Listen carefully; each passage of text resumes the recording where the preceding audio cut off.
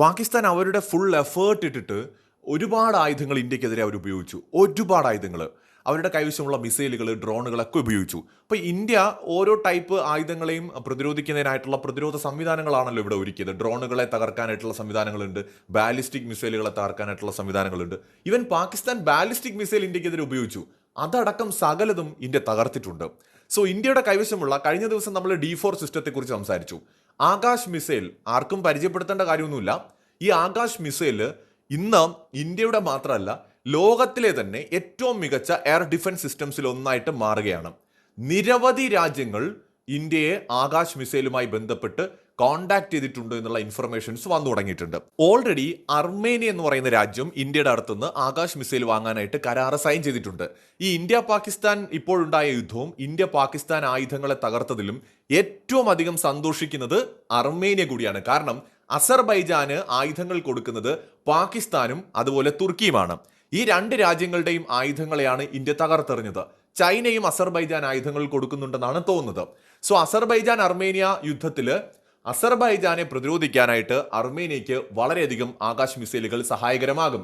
Azerbaijan നേരത്തെ തന്നെ India Pakistan പ്രശ്നമുണ്ടായപ്പോൾ പാകിസ്ഥാനോടൊപ്പമാണ് തങ്ങൾ എന്ന് വ്യക്തമാക്കി വന്നതും ശ്രദ്ധേയമാണ്.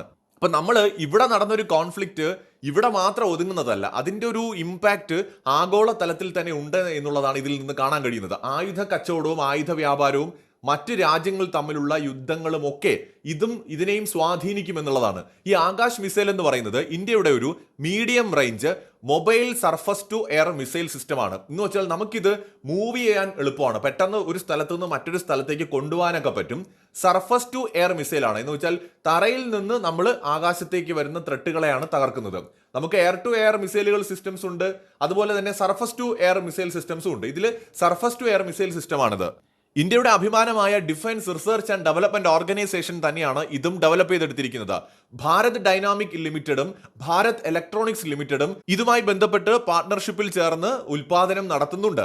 ടാറ്റ അഡ്വാൻസ്ഡ് സിസ്റ്റംസ് ലിമിറ്റഡും അതുപോലെ L&T എന്ന് പറയുന്ന കമ്പനിയും ഇപ്പോൾ ഇതിന്റെ പാർട്സുകളും മറ്റുമൊക്കെ നിർമ്മിക്കാൻ തുടങ്ങിയിട്ടുണ്ടെന്നാണ് സൂചന. കാരണം ഇന്ത്യ പ്രൈവറ്റ് പ്ലേയേഴ്സിനെ കൂടി കൊണ്ടുവന്നിട്ട് ഇതിന്റെ പ്രൊഡക്ഷൻ കൂട്ടിക്കൊണ്ടിരിക്കുകയാണ് ഇപ്പോൾ. ഈ ആകാശ് മിസൈൽ ഡിഫൻസ് സിസ്റ്റത്തിന് 45 കിലോമീറ്റർ വരെയുള്ള ടാർഗറ്റുകളെ തകർക്കാനായിട്ട് സാധിക്കും. അതിപ്പോ എയർക്രാഫ്റ്റുകളായിക്കോട്ടെ, പ്രത്യേകിച്ച് ഈ ഫൈറ്റർ ജെറ്റുകൾ, പിന്നെ ക്രൂയിസ് മിസൈലുകൾ, അതുപോലെ എയർ ടു സർഫസ് മിസൈലുകളെ ഒക്കെ തന്നെ ഇതിന് തകർക്കാനുള്ള ശേഷിയുണ്ട്. പാകിസ്ഥാന്റെ നടുവടിച്ചൊരു ആയുധമാണ് ഇതെന്നാണ് നമുക്ക് മനസ്സിലാക്കാൻ കഴിയുന്നത്. ഇതുവരെ 15,500 മിസൈലുകൾ ഇത് ഇന്ത്യ നിർമ്മിച്ചിട്ടുണ്ട് എന്നാണ് മനസ്സിലാക്കാൻ കഴിയുന്നത്. Akash 1S, Akash prime, Akash NG എന്നിങ്ങനെ പല വേരിയന്റുകളും ഇന്ത്യ നിർമ്മിച്ചിട്ടുണ്ട്. നിലവില് ഇന്ത്യയുടെ അടുത്തുനിന്ന് ഇത് വാങ്ങാനായിട്ട് കരാറ് വച്ചിരിക്കുന്ന രാജ്യം എന്ന് പറയുന്നത് അർമേനിയ ആണ്. എന്നാൽ ഫിലിപ്പൈൻസ് അടക്കം അല്ലെങ്കിൽ ഇന്തോനേഷ്യ, ഗൾഫ് രാജ്യങ്ങളടക്കം നിരവധി രാജ്യങ്ങൾക്ക് ഇതിന്മേൽ ഇനി താല്പര്യം ഉണ്ടാകുമെന്നാണ് മനസ്സിലാവുന്നത്. സുഡാൻ എന്ന് പറയുന്ന രാജ്യവും ഇന്ത്യയുടെ അടുത്ത് നിന്ന് ഇത് വാങ്ങാനായിട്ട് ചർച്ചകൾ നടത്തിയിട്ടുണ്ട് എന്ന് സൂചനകളുണ്ട്. UAE ഇന്ത്യയുമായിട്ട് ഇതുമായി ബന്ധപ്പെട്ടുള്ള ചർച്ചകൾ നടത്തിയിട്ടുണ്ട് എന്ന് സൂചനയുണ്ട്. അതോടൊപ്പം തന്നെ ബെലാറസ് എന്ന് പറയുന്ന നമ്മുടെ റഷ്യയുടെ സഖ്യരാജ്യം ഇന്ത്യയുമായിട്ട് ഇതുമായി ബന്ധപ്പെട്ട് ചർച്ച നടത്തിയിട്ടുണ്ടെന്ന് സൂചനയുണ്ട്.